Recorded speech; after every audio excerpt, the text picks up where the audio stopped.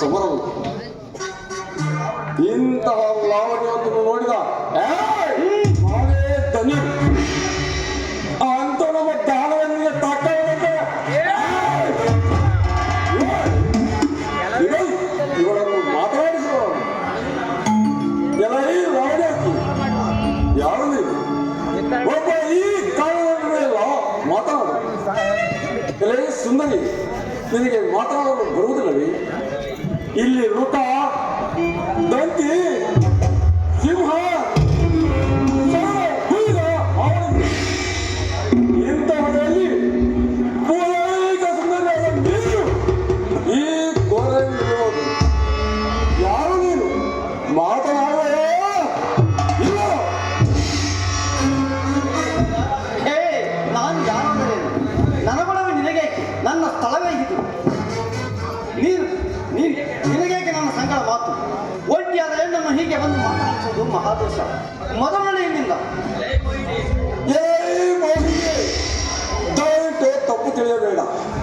ಒಬ್ಬ ಈ ಪರಿಸ ಗೌರವದಲ್ಲಿ ಒಬ್ಬೊಬ್ಬ ಸ್ಥಾನದಲ್ಲಿ ಕರ್ಮಗಳು ತಿರುಗುತ್ತಿರುವ ಬಹುಬ್ರುಗಳೊಬ್ಬರವು ಕೇಳಿ ಬರ್ತಿದೆ.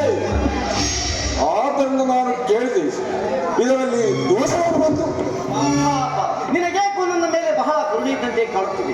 ಆದ್ದರಿಂದ ನಿನ್ನಂತಹ ಕರುಣಾಮೂರ್ತಿಗೆ ನಾನು ಯಾರೆಂಬುದನ್ನು ಹೇಳಲೇಬೇಕು. ಹೇಳು, ನನ್ನನ್ನು ದೇವಿ ಎನ್ನುತ್ತಾರೆ. ನನಗೆ ಇದುವರೆಗೂ ಪುರುಷರ ಸಂಘವಿಲ್ಲ. ಜಗದ ಹಕ್ಕು ನನಗಿಲ್ಲ. ಸರ್ವಕಾಲದಲ್ಲಿ ಈ ಪರ್ವತ ಕರ್ಪೂರವೇನು ಮಾಡುವುದು, ಮೃಗಗಳೇನು ಮಾಡುವುದು, ಯಾರು ನನ್ನನ್ನು ಏನು ಮಾಡಲು ಸಾಧ್ಯವಿಲ್ಲ. ನೀನು ಮೊದಲು ಇಲ್ಲಿಂದ ಹೊರಡು. ದೇವಿ ಸಂಭಾವಿಸುವ ಹೆಸರನ್ನು ಕೇಳಿದೆಯ? ಅವರು ತ್ರಿಲೋಕರಿಗೆ ಅರಸರು. ಶಂಭನು ಮೂಲಕದ ಒಡೆಯ. ತ್ರಿಮೂರ್ತಿಗಳನ್ನು ನಡೆಯಾಗಿ ನಡೆಯುತ್ತಿದ್ದಾರೆ.